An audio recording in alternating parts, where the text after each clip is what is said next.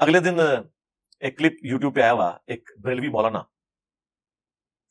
وہ کہتے ہیں کہ ہم بابوں کے ماننے والے ہیں، ہم بابی ہیں. وہ سنا ہے کلپ؟ اور پھر کہتے ہیں جی بابے کا جس نے سب سے پہلے انکار کیا تھا نا وہ شیطان تھا. میں بالکل کہتا ہوں کہ ہم بالکل بابی ہیں، ہم بابوں والے ہیں، بالکل ہمارا تعلق ہے.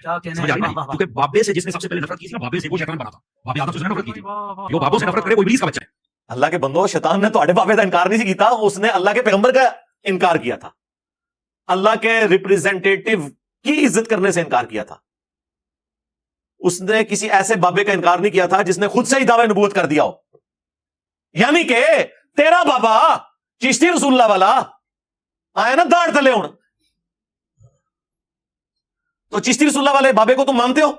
وہ کہتا ہاں ہم بابی ہیں. تو پھر بول تیرا کلمہ ہے یہ نہیں. وہ بابا جی ذرا خاص حالت میں تھے نا اس وقت، انہوں نے کون سن نہیں یہ ذرا مرزوبیت علی کیفیت، پاگل ہے. ہاں پاگل کہہ لو، کلندر کہہ لو، مرزوب کہہ لو، تو سیدھی طرح کو پاگلوں مان رہے ہو تسی.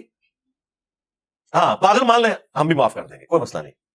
کیونکہ صحیح بخاری میں تعلیقاً مولا علی علیہ السلام کا قول ہے، جب حضرت عمر ایک مجنون پاگل شخص کے اوپر حد جاری فرمانے لگے تو حضرت علی نے انہیں روک دیا اور کہا کہ اے امیر المومنین، اللہ تعالیٰ نے 3 لوگوں سے اپنا قلم اٹھا لیا ہے. مجنون شخص یہاں تک کہ اس کی عقل واپس آ جائے، دوسرا سویا ہوا شخص یہاں تک کہ وہ جاگ جائے، تیسرا نابالغ شخص یہاں تک کہ وہ بالغ ہو جائے. اور یہ حدیث مرفوع بھی رسول اللہ کے حوالے سے صلی اللہ علیہ وآلہ وسلم سنن ابن ماجہ میں مولا علی نے روایت کی ہوئی ہے. تو بالکل اگر آپ اپنے بزرگوں کو مجنون اور پاگل ڈکلیئر کر دیں، ہم آپ کے ساتھ ہیں کہ انہیں معافی دے دینی چاہیے، پر قائم رہنا جو اس گال ہوتا ہے کہ وہ پاگل تھے. نہیں، یہ پاگل پن ذرا اور ہوتا ہے. اللہ کی محبت میں، عشق میں اگر کوئی اس طرح ڈوب جائے، آپ تو اس چیز کو سمجھ نہیں سکتے. جی سرکار ہم سمجھتے ہیں، تصوف کی ساری ٹرم سمجھتے ہیں.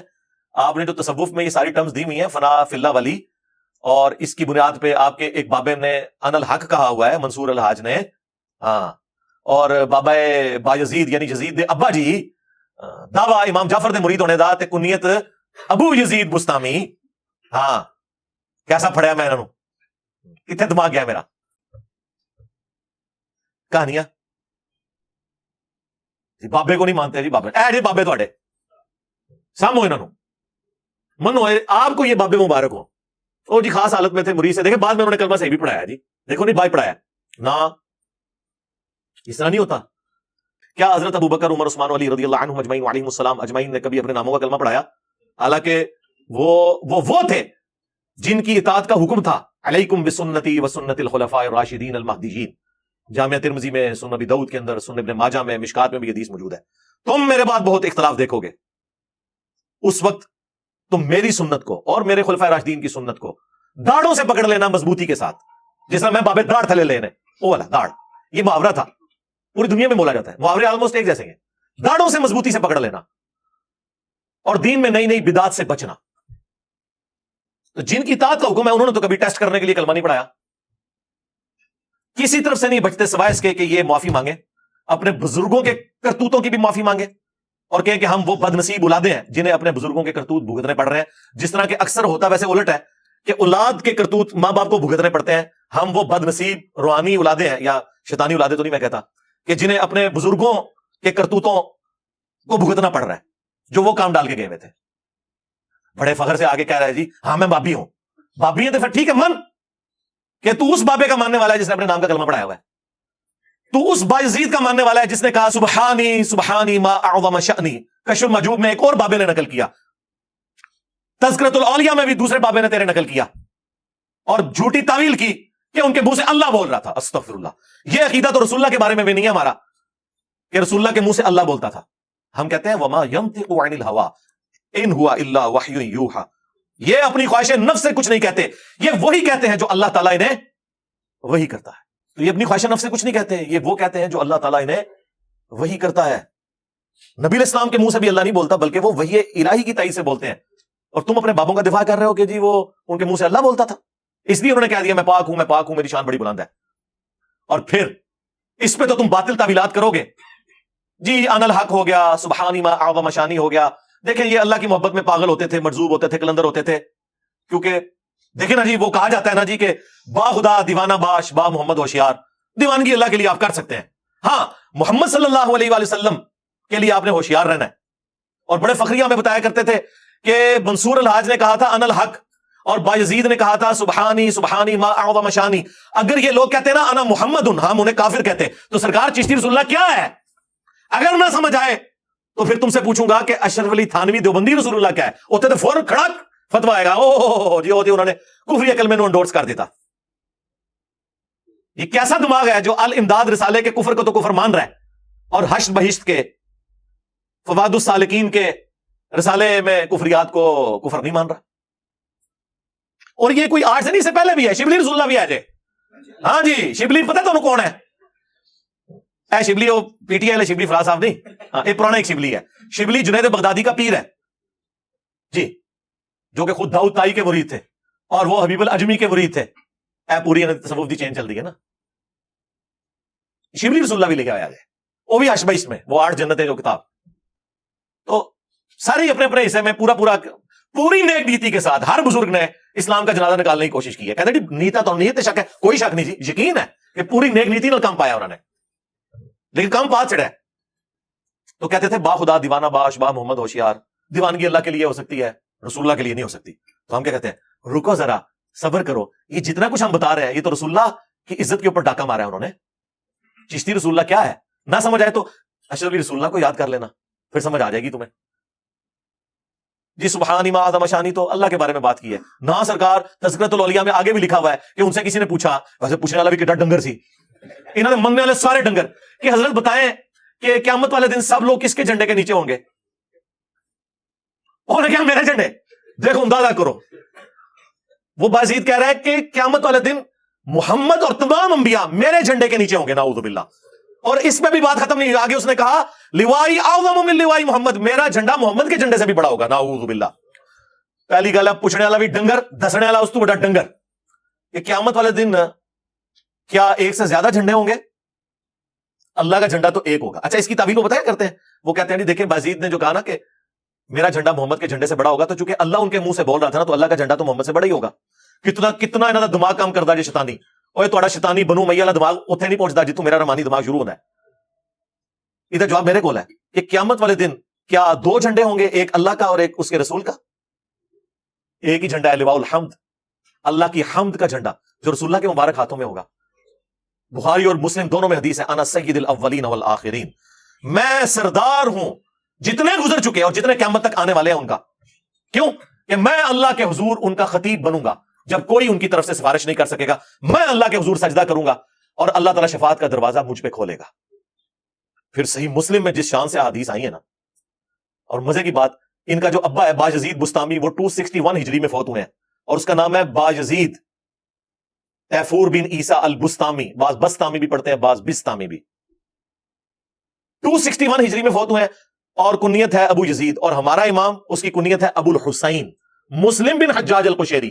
یہ بھی سیم اسی سن 261 میں فوت ہوئے ہیں. ایک ہی زمانے میں ایک بندہ رسول اللہ کی عزت پہ ڈاکے مار رہا تھا اور دوسرا اپنی زندگی رسول اللہ کے دفاع میں گزار رہا تھا.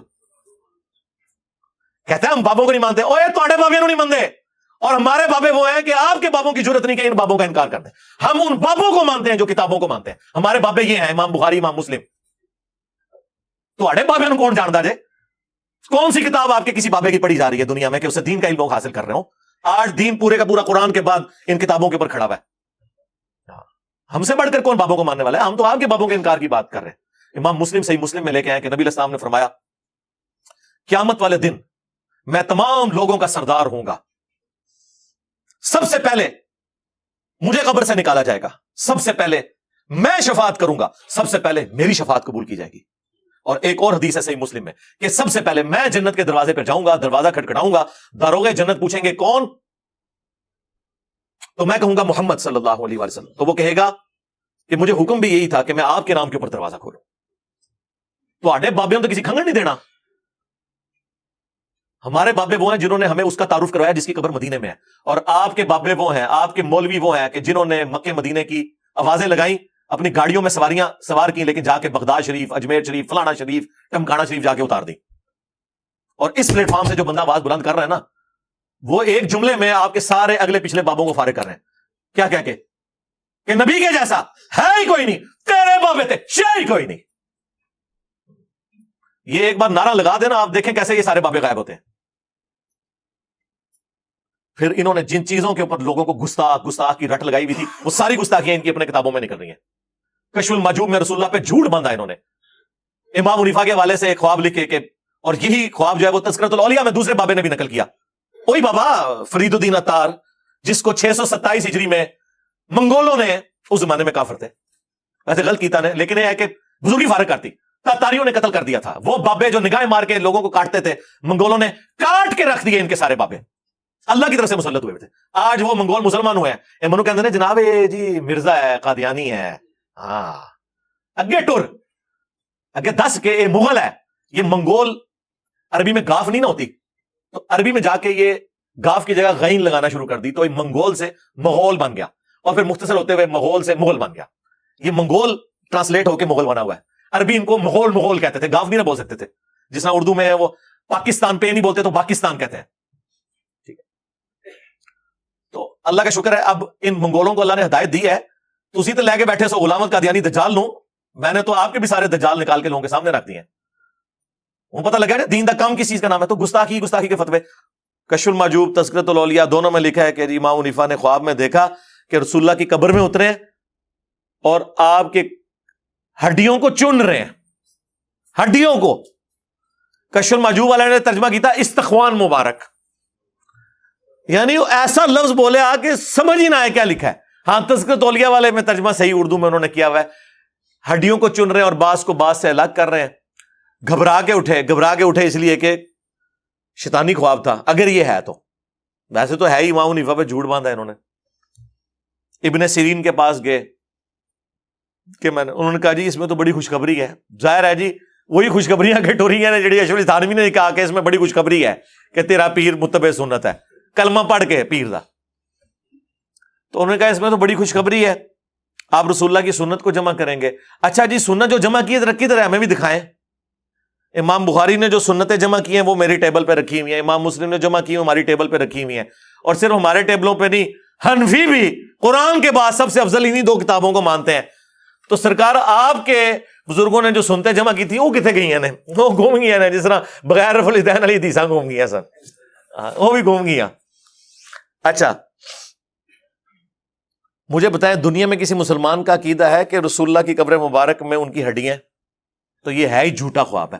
اور ظالموں کو خواب گھڑنا تھا تو ہم سے سیکھ لیتے. کہتے کہ انہوں نے خواب میں دیکھا کہ نبی الاسلام کے برتن سمیٹ رہے ہیں, آپ کی لاٹھی مبارک, آپ کا کرتا مبارک گھر سے جا کے جمع کیا ہے. کہانی بنانی سی, کوئی سدھی بنا دے. پکڑے گئے ہو چوروں لنگوٹیاں چھوڑ گئے ہو اپنیاں. ٹھیک ہے,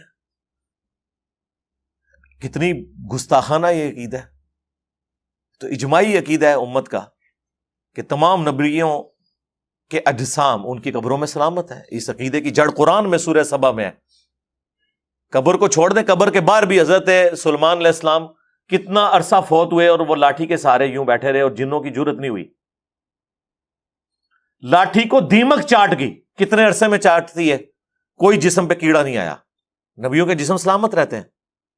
پھر وہ جو حدیث ہے ابو داؤد کے اندر, اکا دکا محدثین نے اس پہ اختلاف کیا, وہ بھی صرف حدیث کے سند کے اوپر, عقیدے پہ نہیں. عقیدے کو سارے درست مانتے ہیں. ان اللہ حرم علی الارض ان تأکل اجساد الانبیاء, ابو داؤد میں حدیث ہے, یہ مشکات میں بھی موجود ہے. نبی علیہ السلام نے فرمایا کہ جمعے کے دن مجھ پر کثرت سے درود پڑھو, تمہارا درود مجھ پر پیش کیا جائے گا. اللہم صلی علی محمد وعلی آل محمد. تو صحابہ نے کہا یا رسول اللہ آپ جب مر جائیں گے اور آپ کی ہڈیاں مٹی میں مل جائیں گی, الفاظ دیکھیں کیا ہیں, کوئی 295C نہیں حضور نے لگائی, کوئی گستاخی کا فتویٰ نہیں لگایا, سوال پوچھ رہے تھے اس میں کون سا مسئلہ ہے. تو نبی الاسلام نے فرمایا کہ ان اللہ حرم علی الارض ان تأکل اجساد الانبیاء, بے شک اللہ تعالیٰ نے حرام کر دیا ہے نبیوں کے حق میں کہ ان کے جسموں کو مٹی کھائے.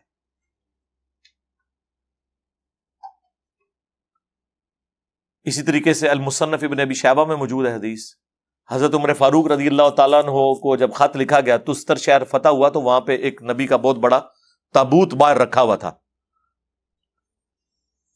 تو حضرت عمر فاروق رضی اللہ تعالیٰ عنہ نے پھر جوابی خط میں لکھا کہ یہ اللہ کے نبی کا تابوت ہے, اور بے شک اللہ تعالیٰ کے نبیوں کے جسموں کو نہ آگ کھاتی ہے, نہ درندے کھاتے ہیں, نہ مٹی کھاتی ہے.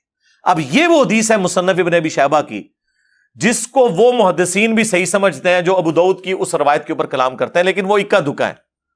باقی جمہور محدثین کے نزدیک ابو داؤد کی روایت صحیح ہے، لیکن اس حدیث کو شیخ زبیر علی صاحب خود صحیح مانتے ہیں۔ انہوں نے فضائل درود و سلام والی کتاب کے کانٹیکسٹ میں دوسری حدیث پہ تو جرا کی ابو داؤد والی، مشکات میں بھی جرا کی، لیکن نیچے لکھا کہ محدثین کی جماعت اس حدیث کو صحیح سمجھتی ہے، لیکن یہاں انہوں نے لکھا کہ ہاں میں اس حدیث کی سند کو تو درست نہیں سمجھتا، لیکن اس عقیدے کو درست سمجھتا ہوں، کیونکہ الگ سے اور احادیث موجود ہے کہ نبیوں کے جسم اپنی قبروں میں سلامت ہے۔ تو کشف المحجوب میں یہ آج تک چھپ رہا ہے، آئیں اپنی پبلک کو بتائیں۔ ہم نہیں کہتے کہ ہمیں جواب دیں، اچھا کوئی بات کرو سامنے بٹھا دو، یار میرے سامنے بیٹھنے سے آپ کی بیٹری چارج ہو جائے گی اور آپ کو جواب آ جائیں گے۔